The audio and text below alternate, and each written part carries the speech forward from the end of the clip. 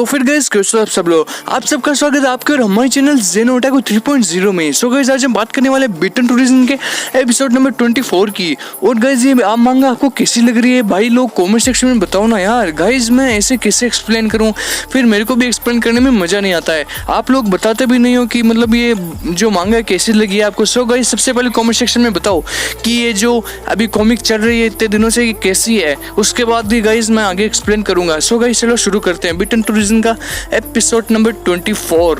पिछले एपिसोड में हमने देखा ही था कि वहाँ पे जो एक बूढ़ी औरत होती है वो कैसे मतलब जादू टोना करके वो जो उनका वैम्पायर्स का वो जो हेड होता है उसको वो बात करती है। उसके बाद वोंगजे वहाँ पे जाता है तो वोंगजे सबको बोलता है कि मतलब ये लोग पागल हो चुके हैं, ये देखो कितनी बुरी तरह कर रहे हैं। उसके आगे देखिए क्या होता है। उसके बाद वोंगजे उन सबको देख के बोलता है कि मतलब ये लोग बिल्कुल पागल हो चुके हैं। मुझे लगता है मेरे को अगर मैं किसी मेंटल हॉस्पिटल में भी बोलूँ ना इनको डालने के लिए तो वो भी बोलेंगे नहीं भाई हाथ जोड़ रहा हूँ, हमारे आगे जितने मेंटल है ना वो सारे एक्स्ट्रा मेंटल हो जाएंगे, इसलिए इनको मत डालना। मतलब ये लोग उतना ही ज़्यादा मेंटल है। उसके आगे देखिए क्या होता है। उसके बाद वोंगजे बोलते हैं कि ये कोई डिपेंडेंस की रात नहीं है, ना ये कोई इतनी ज़बरदस्त पार्टी है, ना ये कोई सेरेमनी है, ये तो एकदम पागलों की पार्टी है। पता नहीं मैं कहाँ पे आ गया, इससे अच्छा मैं घर पे ही मतलब एक रोटी खा के सो जाता तो अच्छा होता।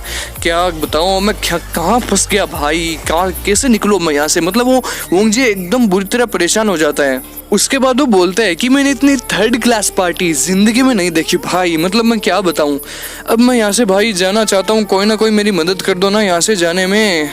उसके बाद वो जो बूढ़ी औरत होती है वो बोलती है कि अब नेक्स्ट सीज़न बहुत ही जल्दी आने वाला है, तो अब मुझे लगता है कि लगभग टाइम हो चुका है नेक्स्ट सीज़न आने का, तो चलो सब लोग तैयार हो जाओ, नेक्स्ट सीज़न कुछ ही देर में आने वाला है।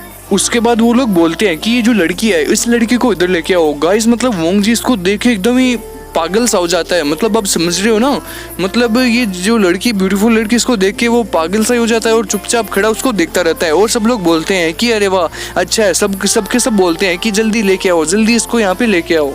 उसके बाद सब लोग बोलते हैं कि अरे वाह बहुत अच्छा है। ये जितने भी लोग यहाँ पे अभी सेरेमनी में आए हुए हैं ये सारे के सारे डिपेंडेंट्स होते हैं। ये लोग सब सोचते हैं कि अरे वाह हमें लगता है कि ये हमारा बहुत अच्छा गिफ्ट है और ये गिफ्ट हमको अब मिलने वाला है, इसलिए वो बहुत एक्साइटेड हो जाते हैं और बोलते हैं कि जाओ जल्दी लेके आओ इसको। उसके बाद वो औरत बोलती है कि अब मुझे लगता है कि इस लड़की को यहाँ पे लेके आना चाहिए। ये मिस लिंगलिंग है जो एकदम स्पेशल पोजीशन पे है और उसको कोई भी उस पोजीशन से हटा नहीं सकता। जो हमारा जो वेम्पायर्स है उसके हेड के बाद मिस लिंगलिंग है जो दूसरे नंबर पर आती है और उसके लिए मैंने सबसे अच्छा प्रोग्राम यही किया है।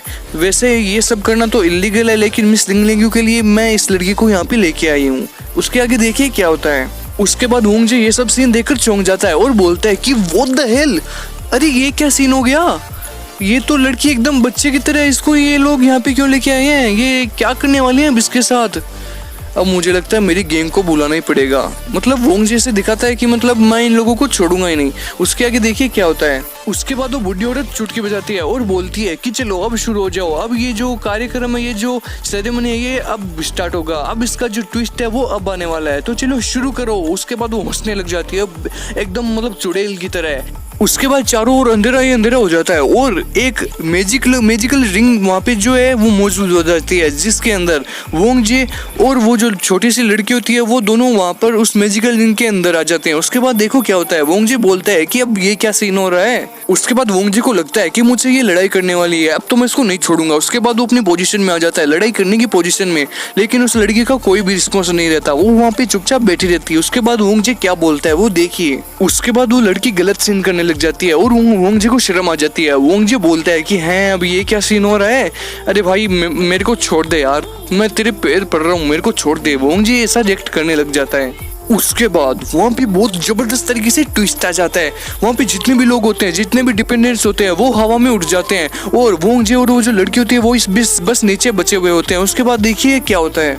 उसके बाद वो बूढ़ी होती है तो बहुत तेज से बोलती है कि अब एक्सपेरिमेंटल गिफ्ट देना स्टार्ट कर दो। ये जो गिफ्ट है ये सिर्फ वोंगजे के लिए है क्योंकि मिस लिंगलिंग है उसका आश्रित वोंगजे ही है, उसका डिपेंडेंट वोंगजे ही है और जो मिस लिंगलिंग है वो हमारे हेड के बाद सेकंड पोजीशन पे वो ही है, इसलिए वोंगजे को ये अवार्ड दिया जाएगा। अब चलो ये सब कार्यक्रम है, ये जो अब सेरेमनी है ये स्टार्ट करो।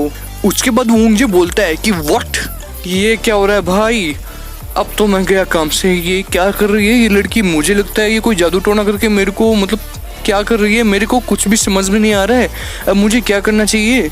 उसके बाद वो वोंग जी की तरफ देखती है और कुछ ना कुछ करने की सोचती है। उसके बाद वो आगे क्या करती है वो देखिए, बहुत ही जबरदस्त आगे ट्विस्ट आ जाता है। उसके बाद वो खड़ी हो जाती है और वोंग जी की तरफ जाने लगती है। वोंग जी पीछे मुड़कर उसको देखता है और बोलता है कि अब तुझको मुझसे क्या मतलब है बहन, तू मुझको छोड़ देना। लेकिन उस लड़की का कुछ भी रिस्पॉन्स नहीं होता है। वो चुपचाप खड़ी होती है और वोंग जी की तरफ चली जाती है। उसके बाद देखिए वो क्या करती है, मुझे लगता है वो कोई ना कोई गलत सीन करने वाली है। उसके बाद वोंग जी उसको देखकर चौंक जाता है और बोलता है कि मेरी तरफ घूर घूर कर क्यों देख रही है, अरे भाई तुझको क्या हो गया, तेरे को आज सब लोग मेरे पीछे क्यों पड़े हुए हैं, मुझे कुछ भी समझ में नहीं आ रहा है।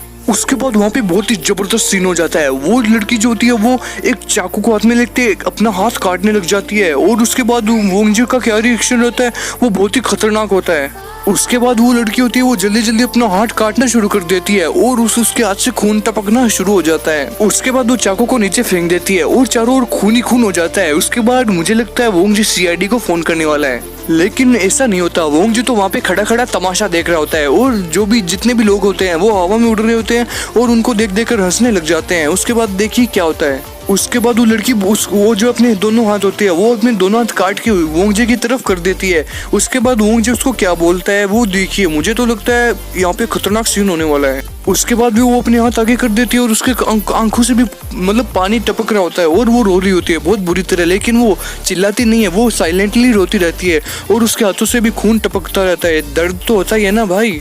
उसके बाद उसके जो हाथ होते हैं उन पर घाव होना शुरू हो जाता है और चारों ओर खून ही खून फैल जाता है और उसकी जो हालत है वो बहुत ही खराब हो जाती है क्योंकि खून निकलने से उसके अंदर बहुत ही ज्यादा कमजोरी आ जाती है। उसके बाद वो जो नल्ले लोग उसको देख रहे होते हैं वो वोंग जी को बोलते हैं कि अब तुम किसका वेट कर रही हो। उसके बाद ये चुड़ैल उसको बोलती है कि अब ये जो सेरेमनी है इसको कंप्लीट कर दो, तुम किसका वेट कर रहे हो। उसके बाद सब लोग उस पर हंसने लग जाते हैं और बोलते हैं कि नहीं ये वोंग जी से तो कुछ हो ही नहीं सकता। उसके बाद पीछे से एक बंदा बोलता है कि वो कायर है, वो ये सब नहीं कर सकता।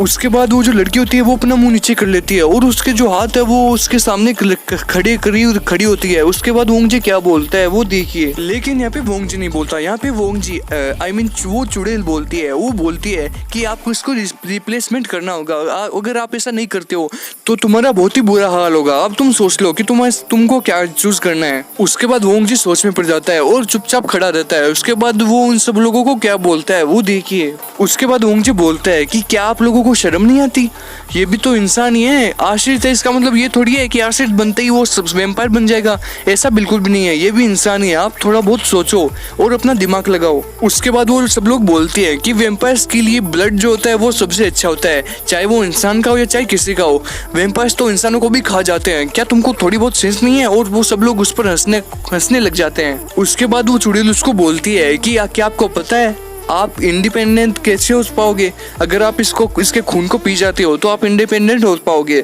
अब तुमको क्या बताऊं मैं, ये जो वैम्पायर्स के जो प्रिंसिपल्स होते हैं ना उनके आगे सबसे आगे आने के लिए ये सब काम करना होता है, तुम नहीं जानते ये जो वैम्पायर्स हैं उनके सिद्धांतों को। उसके बाद वोंग जी उसको जबरदस्त रिप्लाई देता है और बोलता है कि क्या तुम ऐसा कहना चाहती हो कि मैं वैम्पायर्स के लिए इसका खून लेकर वैम्पायर्स को दे दूं, क्या ये कोई इंसान नहीं है, इस इंसानों को मुक्त होने से ये नहीं होता कि इसका मैं खून लेकर वैम्पायर्स को दे दूं।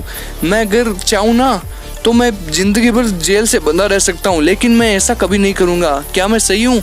उसके बाद सब लोग उस पर हंसने लग जाते हैं और बोलते हैं कि हाँ तुम सही कह रहे हो। उसके बाद एक बंदा बोलता है कि तुम्हारे लिए अच्छा यही होगा कि तुम हमसे इज्जत से बात करो और चुपचाप हमारी जो लाइन है उसमें आ जाओ।